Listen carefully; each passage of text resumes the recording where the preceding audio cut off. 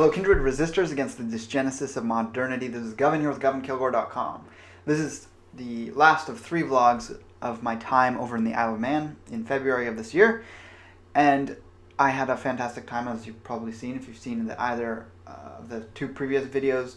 And this is just wrapping up the end of my 1 week that I was over there. And before we jump right in, I just want to remind you that I'll be posting links. They're not going to be up yet, but in time they will be below, to the longer videos I'm going to be doing compiling for the Isle of Man. It's going to be all of the runestones I visited while there, but I'm also going to be doing a short documentary on the runestones of the mainland UK runes that I encountered. And because that's such a big project to get all that together, it's going to be a little bit of time before that gets out.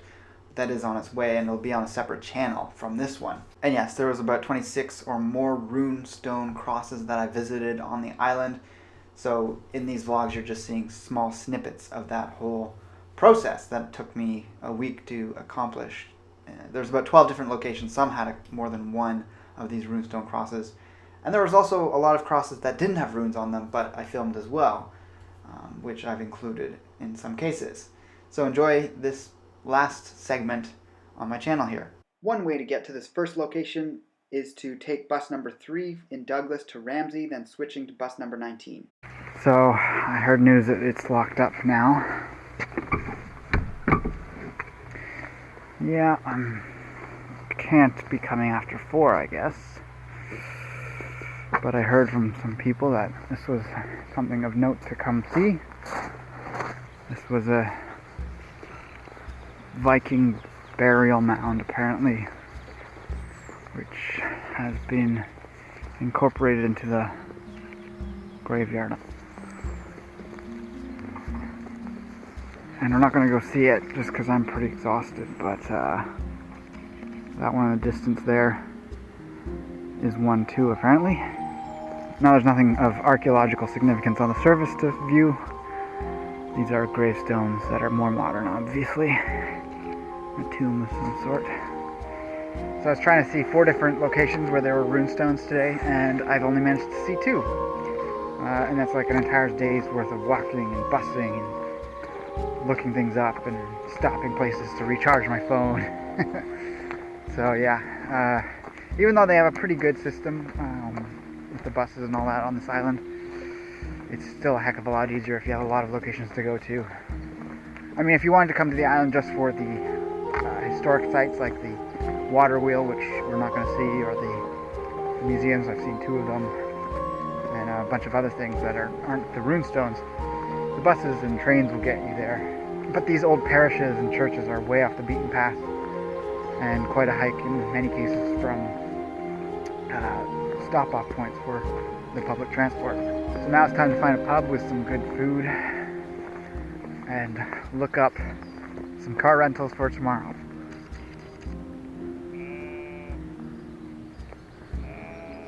I'm not scary, sheeps.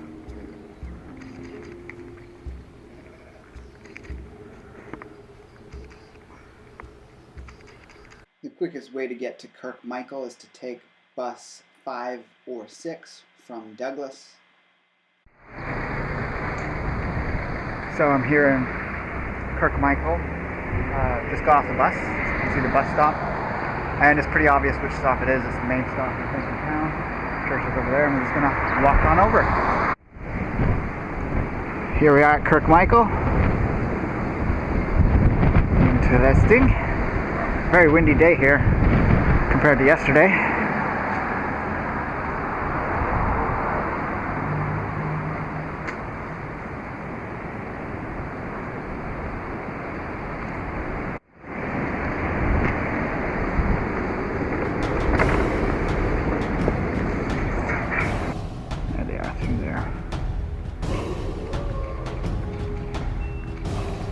Now in St. Michael's Church here, it is the location with the most runestones. I believe it's the most crosses as well, or fragments of crosses. Actually no, Mackles have more crosses than fragments. But here we have 12 mostly intact crosses, 8 of which have runes on them. Mackles only had 4, I believe, that had runes on them. And then the museum, of course, just has 4 stones, 2 of which had runes on them. So I think by far, if your interest is in the runic inscriptions, this is probably the number one spot you should definitely visit if you come to the Isle of Man. The museum is very accessible as well. This one's just very close to a bus stop. So yeah, this is one of the best places to come. So this first and largest slab with the cross on it is called Yolf's cross. This is the front. You can see images of animals on the side. There's a horse, perhaps with a rider on it. What looks to be like a lion or jaguar or some sort of wild cat. And on this side you see two bulls fighting. I'm not sure what this is. But then you have what looks to be like a farm animal, perhaps pulling a plow. Actually, that's not a plow, that's some sort of spiral design, and perhaps these two animals are going head to head just like these two. And then on the side is where you have very detailed and large runes with a figure at the top here. So it seems to be a man holding something. Perhaps that's a sword on the left hand side there. Hard to tell. And then you have the runes down the side. But we're going to go from the bottom up, as that's the direction they would be read.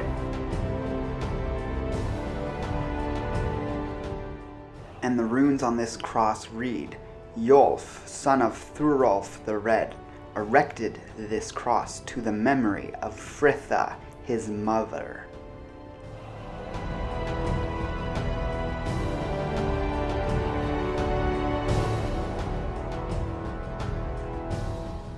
And of course on the back you have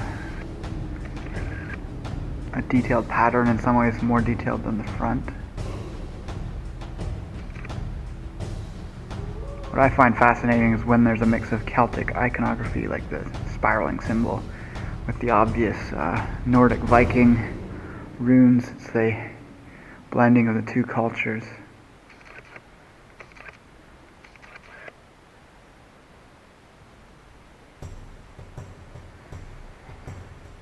And we see more animals along the edges.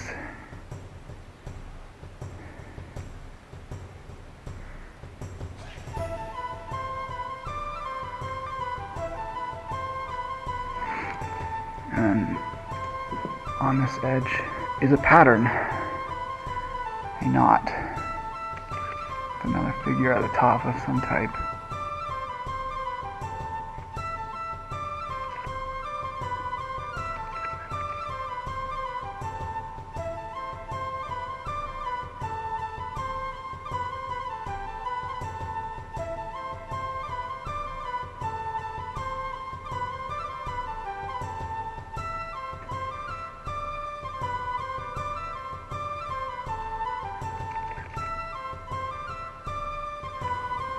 This one is called the Mal Lumpkin Cross.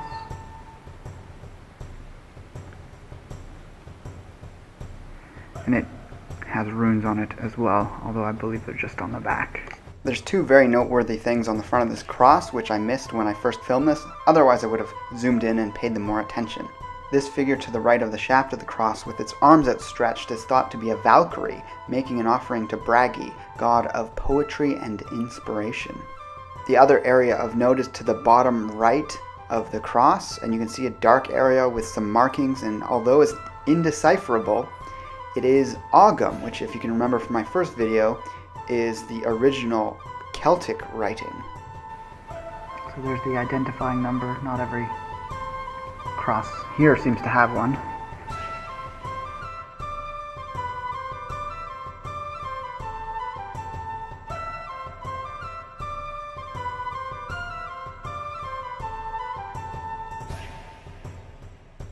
As we see, the runes are very large and prominent on the back.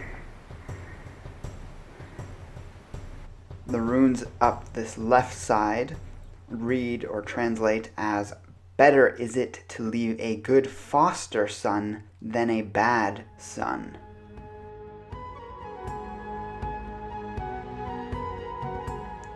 And the runes up the right-hand side translate as Mal Longku raised this cross to the memory of Malmura, his foster mother, daughter of Dougal, the wife whom Athisil had.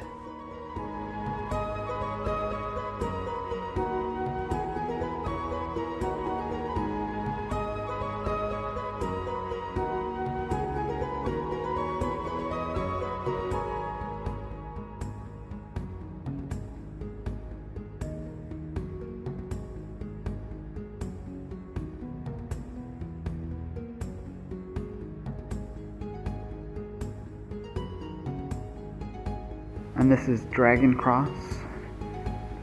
It is number 117. So it wasn't until I was editing this video here that I realized that this cross is in fact the original cross that the museum in Douglas has a replica of. It is also called the Dragon Cross there, and comparing my footage from the museum, it's definitely the exact same cross. Now, I didn't realize this when I made that first video, but that is indeed the case for all the crosses at the museum.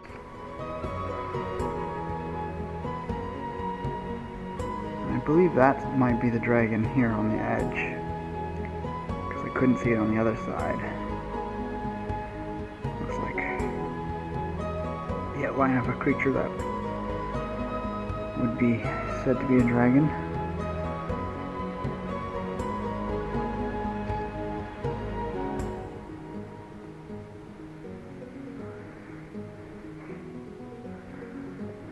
And I've had to use my lighting for this, so excuse the uneven lighting. Is it the front or back of the cross, depending on which way it was oriented originally?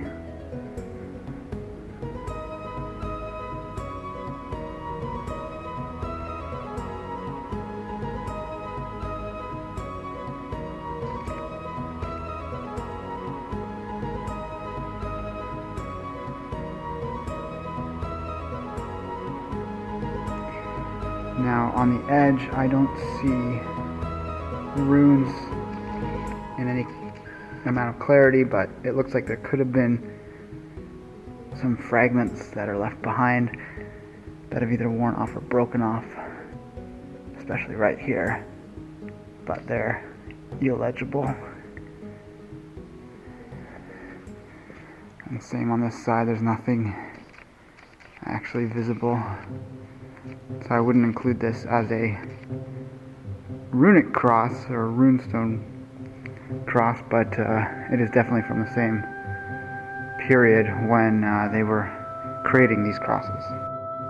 Here we have a cross fragment that isn't listed, but the reference number is 102. And it does contain some runes on its surface near the top.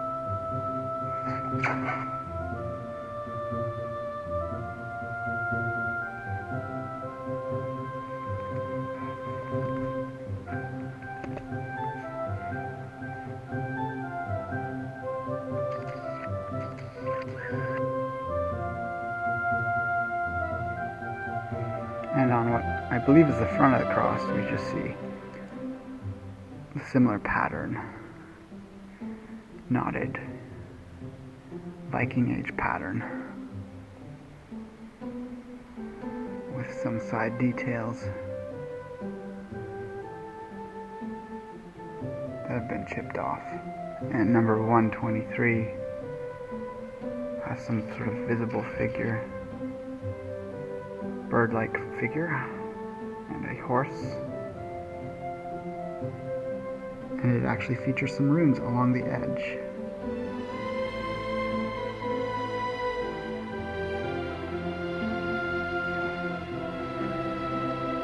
Lastly, there's this strange stone in the, actually near the front. If we look at the rest of the church, it's kind of the closest one to the pews.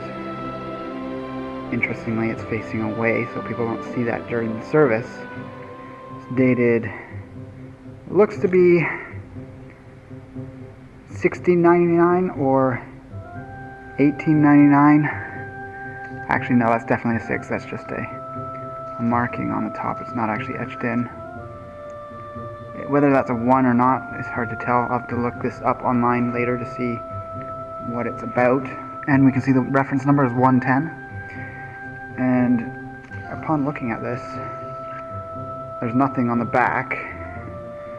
Nothing, as far as I can tell, along this edge, although something possibly rune-like there, but it looks more like it just broke in a way that is kind of jagged. Nothing on the back. However, on this side, it does look oddly like there could be something that was etched here. Whether they're runes or not, I can't tell. So like I said, I'll have to look up this final stone slab up online. And that concludes all the stones here at St. Michael's Church. I don't think there were 8 that had runes on them. 6 or 7. But yeah, either my information that I found online before coming here was incorrect, or there was runes somewhere on one of these that were so faint I couldn't really tell what they were. But there's definitely a half dozen that are very clearly runes. To get to Bride Village, you take bus number 3 to Ramsey, then you can take buses 17, 18, or 20. So here we are at Bride Church, the final stop for me on my tour of Manx crosses. As always, the beautiful grounds of the church, and the church itself of the parish is quite beautiful usually, as this one is. And here's a commemoration to fallen soldiers of World War I and or II. I'm gonna go inside.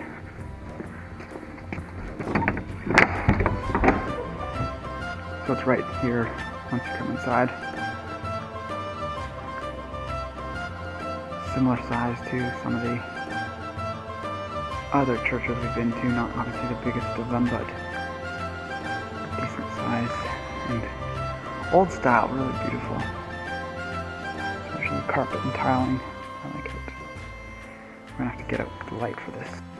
Okay, so it wasn't until I brought out my light that I realized there's other stones here, and this is actually the one with the runes on it. So we'll begin here. This is 118. And on the front, we have this patterning.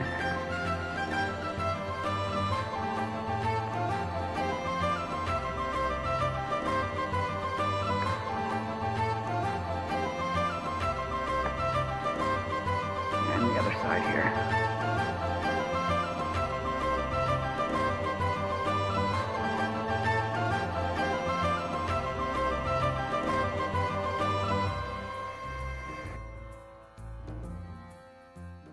And the English translation of this runic inscription reads, Druyan, Dufgal's son, raised this cross in memory of Athmule, his wife.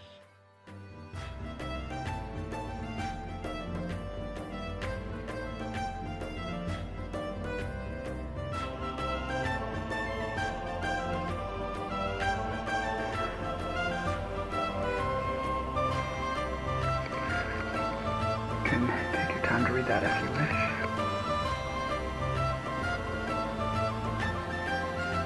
Some descriptions of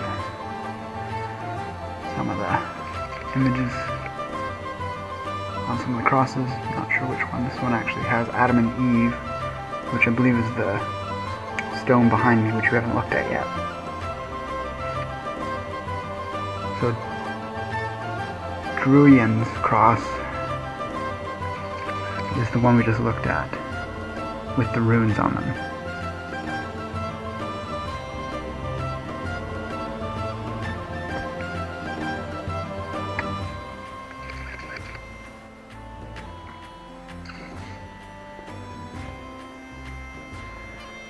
So this is actually the depiction of Adam and Eve. It's number 147. And as you see, it's 2 people around a tree, or what looks like a tree, and this is actually sort of an augmented relief of it to make the image clearer. Here's item number 52, which is behind a case. It's almost like the etching of a cross.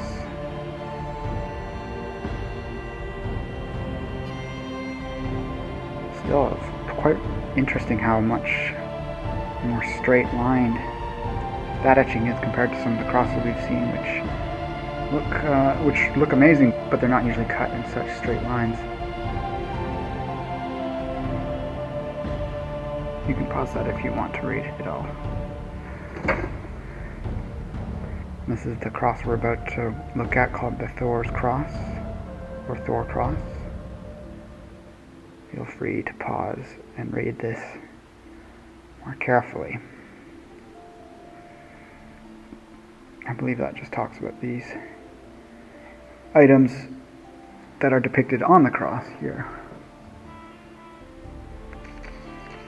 And as far as I can tell, there's no runes on here, but it is the same era.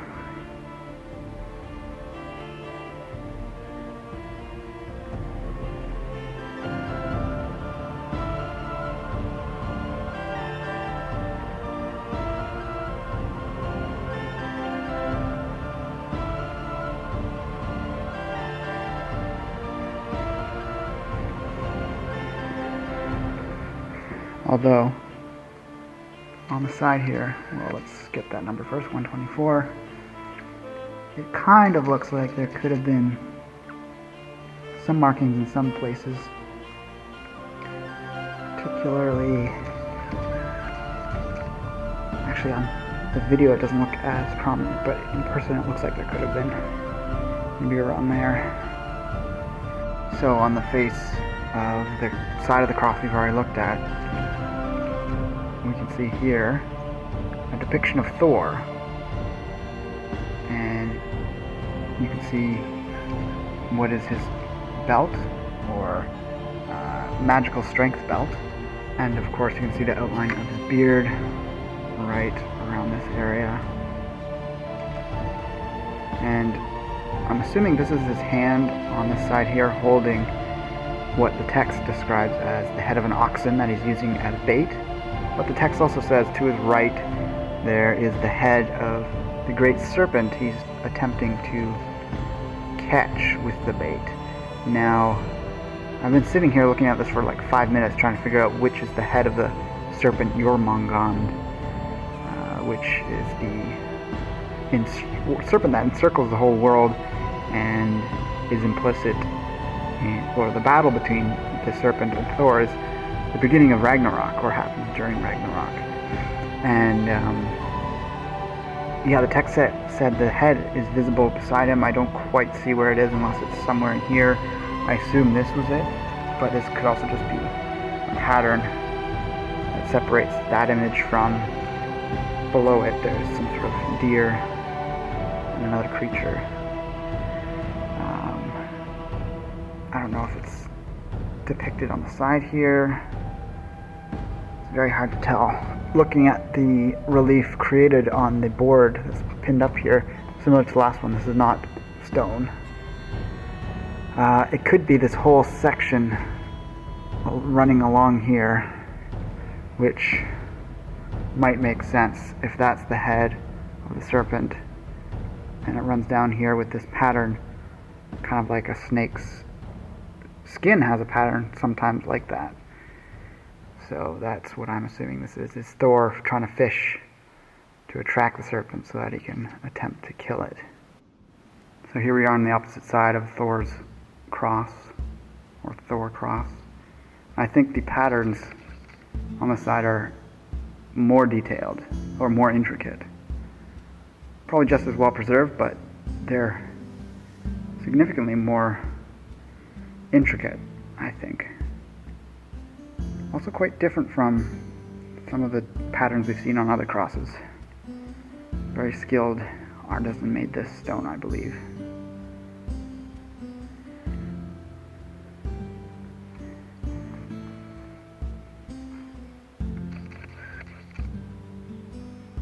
So on this opposite side we have Thor strangling the world serpent, and you can perhaps see a bit of the tail down here. I guess the head is assumed to be in his hands there, unless the head's up there. It's difficult to tell. But Jormungand, or the world serpent, has very interesting symbology in that a lot of traditions have a world serpent by different names. There's Tiamat in Babylonian traditions, Apep or Apophis in Egyptian traditions, and they are often synonymous with this underworld serpent that also encircles the world that is necessary for fighting in their mythology, one of the deities at the end of time or during some sort of apocalyptic type scenario.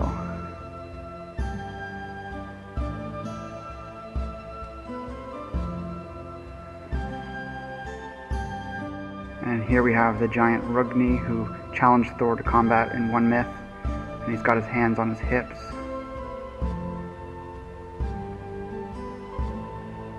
And actually, one other detail about Thor in this picture, he's turning his head away, so I believe it's saying that the serpent is down here, and that's probably the coils on the left-hand side there, because the serpent emitted poisonous fumes, so he's trying to avoid inhaling those.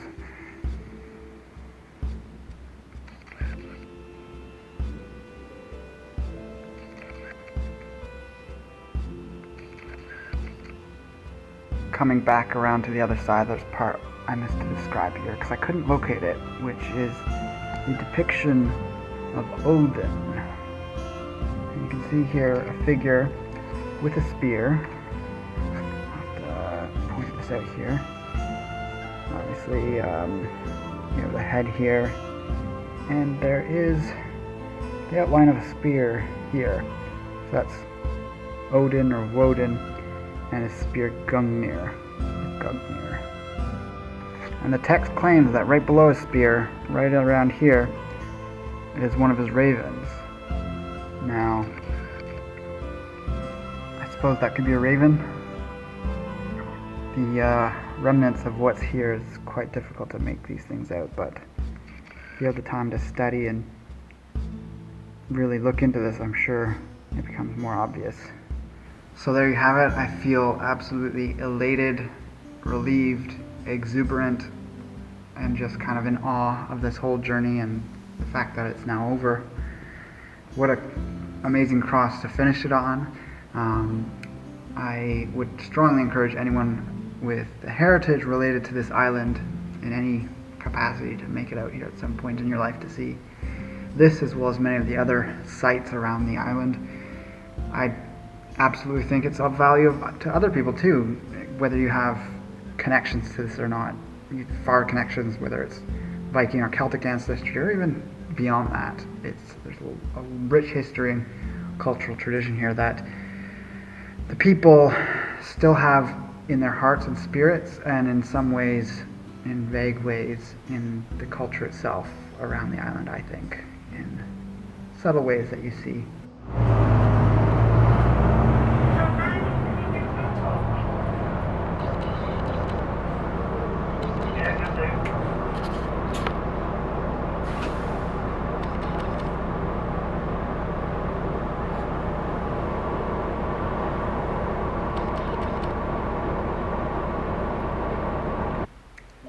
Anyways, glad you could come with me on this journey. Be sure to check out the other videos I have related to this, because I'm dividing this up into different length and type videos. I'll put links for them below, and I'll see you back along the journey as well as back home when I get back to Vinland. Headed back to the UK. It's been fantastic here on the Isle of Man. Absolutely stunning week that I was here. Hopefully if you come you don't get rain. One final look at the island. Leaving Douglas and all its scenic glory. Ellen Vannen die Braak.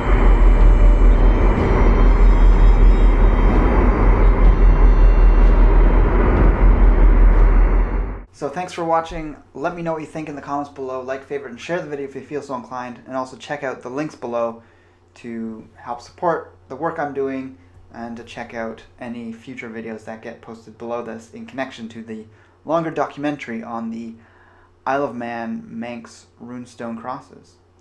So with that, I'll talk to you again soon. Take care, and may you spread logic and alt-right virtues among the Dildotariat.